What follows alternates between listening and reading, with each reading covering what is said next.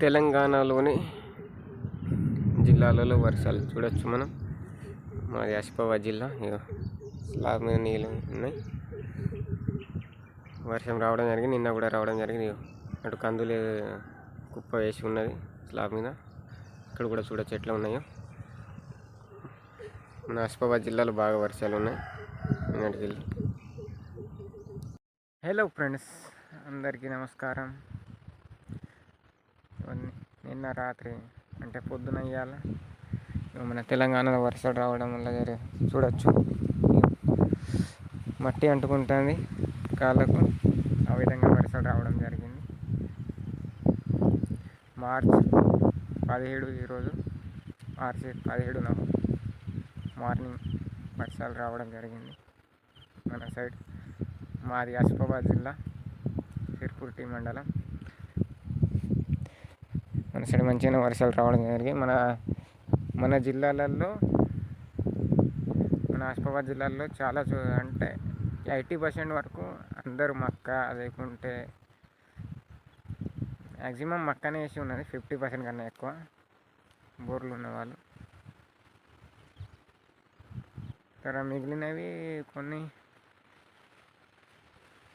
శనగలు, ఆ విధంగా వేరే పంటలు వేసి ఉన్నాయి. మంచిదని గాలి రాలే, ఇంకా వర్షాలు ఉన్నాయని న్యూస్లో వచ్చి ఉన్నాయి.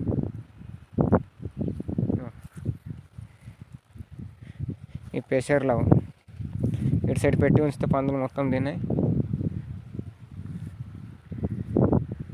ఇంకా మా కందులు కూడా కేసరి పట్టే ఉన్నాయి. నిన్న పడదామనుకున్నాం, నిన్న కేసరి రాలే. ఇటు సైడ్ కూడా నీళ్ళు పెట్టే ఉన్నాయి. ఇప్పుడు మనం వచ్చినాం నీళ్ళు పెట్టడానికే. ఇక మన పత్తి కూడా ఉన్నాయి. పత్తి రేటు కూడా మన తెలంగాణలో మంచిగా డౌనే ఉన్నది. 4,500-5 వేలకే అడుగుతాడు సీదా. అంత రేటు కూడా ఇస్తలే. ఇగో ఇటు సైడ్ చూడొచ్చు, మనకి కనబడతాయి. ఇగో ఇట్లా మట్టి ఎట్లా అంటుకుంటుంది కాళ్ళకు. వర్షం మంచిగానే రావడం జరిగింది. ఇది నైట్ 4కి వచ్చి మనం కంది మీద తాడిపత్రి వేయడం జరిగింది. ఆ విధంగా వర్షం రావడం జరిగింది. అందుకోసం కొంచెం జాగ్రత్తగా ఉండండి అందరూ రైతులు.